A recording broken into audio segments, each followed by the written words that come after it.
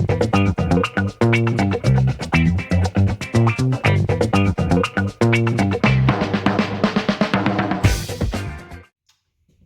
welcome to episode 32 of the Nerdy Cool Dad podcast.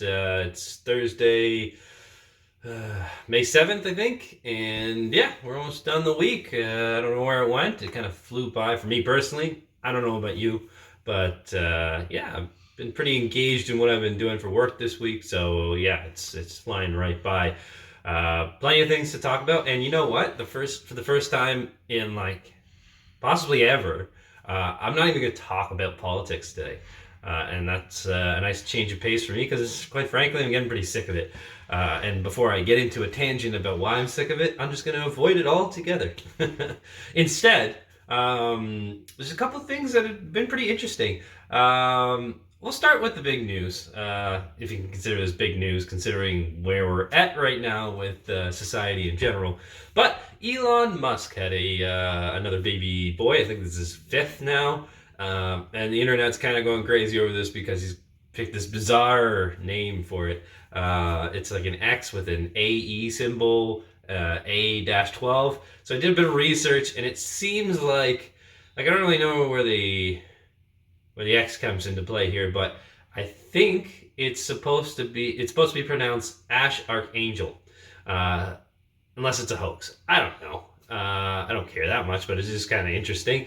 Yeah, again, I don't know what the X comes into play, but the AE symbol is means ash in, I don't know, some language. I think it's I don't even know. I think it's like a Viking thing or something. I don't know. Don't listen to me. I'm just a guy. But the A-12 apparently references a certain aircraft, so that's why they're saying Ash Archangel. I don't know. It's kind of bizarre, but Elon is kind of a bizarre person. I have no idea who Grimes is. Apparently, I mean, his wife is a singer. No idea who she is. But I saw some pictures of them on some event, and she kind of was dressed like an alien. Yeah, I don't know. It's bizarre. But on that note, kind of going into the whole alien talk, I always like to talk about aliens. I'm not wearing tinfoil hats and shit like that, but I read a story yesterday that Japan is starting to form a protocol for UFO encounters. So, big ship comes or something like that and decides to visit us. What do we do? What does the government do? What's our protocol? Personally, I think every First Nation should have a protocol for this. If you don't believe in aliens, I think you're narrow-minded, because I think it's impossible that there wouldn't be. We're not that special. There's billions, hundreds of billions of planets in our solar system, in our galaxy, and there's hundreds of billions of galaxies out there. So it literally wouldn't make any sense if we were the only ones. We're not that special. Anyways, it's something to consider is we've only been doing radio broadcasts or anything that could even reach outer space for about 100 years now. So it's not that long.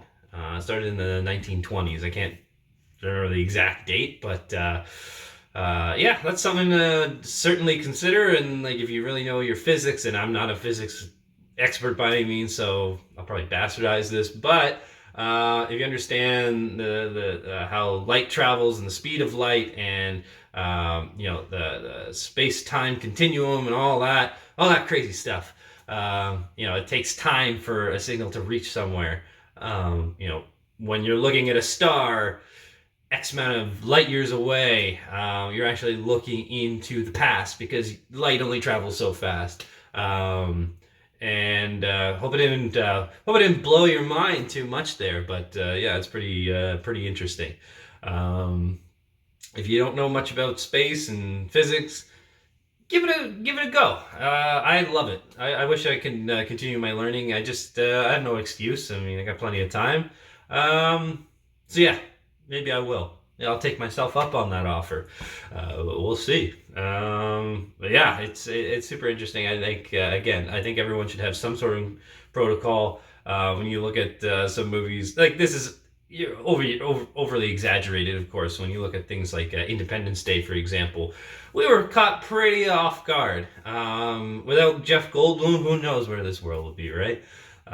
So something certainly to consider there. But I think it would be absolute chaos if something like that happened. And yeah, I mean, if we use our own sort of history to depict what could happen if an alien race came to Earth, well, as long as they're not like us, maybe there's not as much to worry about. But if they're anything like us, we should be worried, because we all know what we did, that the Europeans did to North America when they found that land.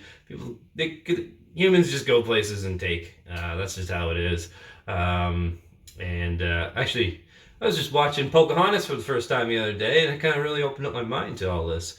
It's just bizarre. I don't know why it's taking me so long to watch Pocahontas, but having a 4-year-old little girl definitely pushes it in the right direction to watch more of those Disney classics that I missed. But yeah, I mean, most of what they're talking about in that movie, if you don't remember, is John Smith saying, we're going to come here and show you our way of life and make everything better. And they're like, hey, we like the land, we like how it is, we like nature.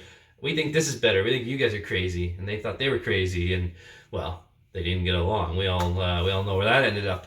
But yeah, went off a bit of a tangent here. But what I'm trying to get at here is that we should be prepared, not having bunkers and all sorts of crazy crap like that. But there should be some sort of protocol. Like someone comes who introduces us, who talks to them, or like, what do we even do? How do we tell people what to do? Are a bunch of nut jobs going to go there with their guns and get vaporized? I don't know. How could anyone know? This is just me theorizing human activity against the unknown, right? It's the best I can get, or the best I can do right now, which is sad. Anyways, on completely different news here, I was looking at an article yesterday that a family member was sharing, and it was about drive-in theaters making a comeback in certain places. And I got thinking, I'm like, whoa, drive-in theaters would be fucking perfect right now. Like, you'd have to commit to having the land and have it in a good spot that makes sense for everyone to actually go to. But could you imagine? I mean, you can't go to a movie theater. I don't expect anyone to be able to go to a movie theater for a long time. So, that being said, I can't think of something more perfect than potentially, opening up, even if they're temporary, some drive-in theaters and things like that. I mean, if you think of the giant parking lots they even have at the movie theaters as is, I'm sure they could convert that some way into a drive-in experience if they wanted to. But, that's yet to be seen. We'll see what happens. But I for one am excited. I've only ever been to like a handful of them over the years, but the ones that do still exist are going to be crammed. I mean, yeah, if everyone wants to go to see a movie, and that's the only way to do it, it's going to be hard to do. Supply and demand, people, So yeah, something to consider. I mean, in where I live in Ontario, it'd be very seasonal. No one's going to a drive-in the winter. You waste too much gas. I think it's a great opportunity to do something nostalgic, different, and fun, and I'd be into it. So I imagine a lot of other people would be too. It'd be a nice little treat for the whole family, right? On the note of cars, though, if any of you are potentially looking for a new car, or you're in a lease and maybe you want to get out of that lease and into something a little bit newer, now's the time to act. Let me rephrase that.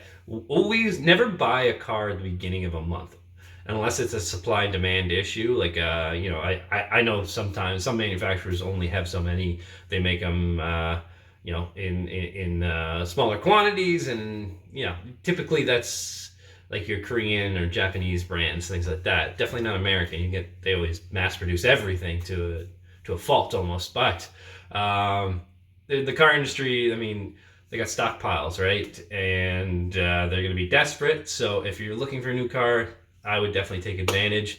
Why wait to the end of the month? Well, because you have to record your monthly numbers, right? They gotta hit their quotas and everything like that. So the longer you wait till the end of the month, the more desperate they become, and they want to hit those numbers, right?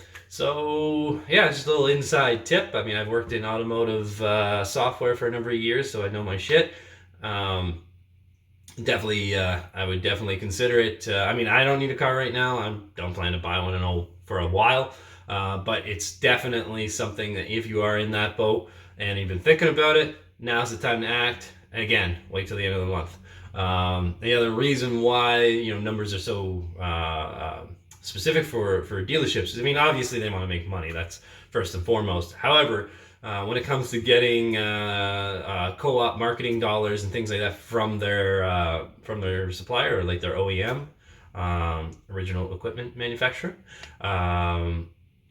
then they have to hit certain numbers to be able to get that. So if they're getting 50% of all their marketing covered by Chrysler Canada or Ford or something like that, they got to make sure they hit those targets, or else they're not getting anything. So it's sort of they encourage you to market, and this is the best way to do it. So yeah, something to consider and hold on to. And thank old John for the tip if you decide to go that route. On a completely unrelated topic, a couple other things I want to discuss.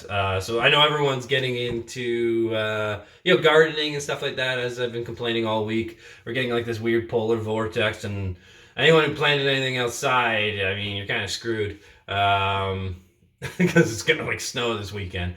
Not much, but it's gonna be pretty cold, I think, overnight between Friday and Saturday.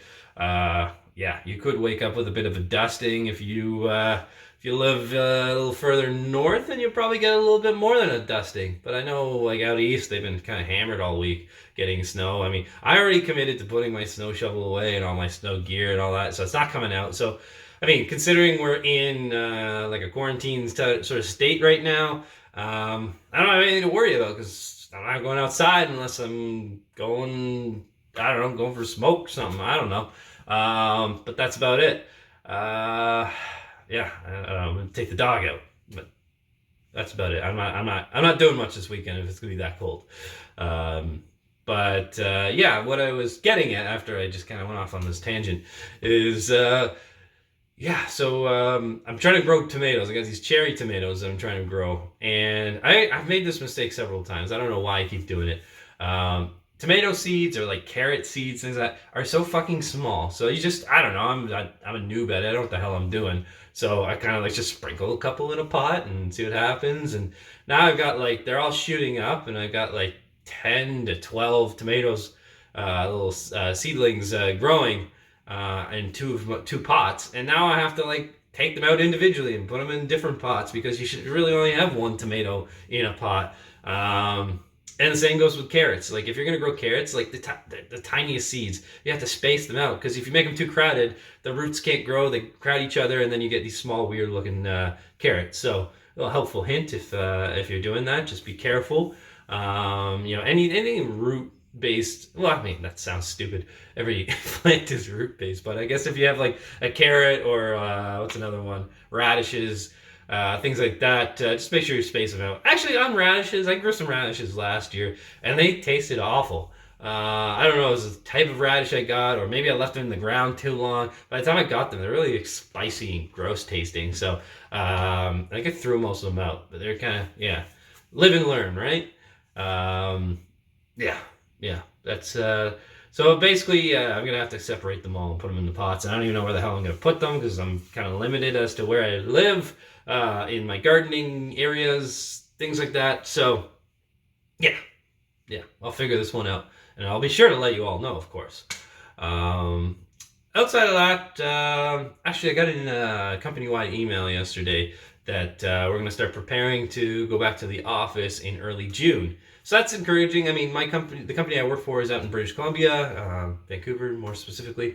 Yeah, so that's kind of cool. I mean, I'm still going to work from home regardless. This doesn't really affect me, but it's interesting to see kind of where things are going. Things are going to start opening up a little bit more.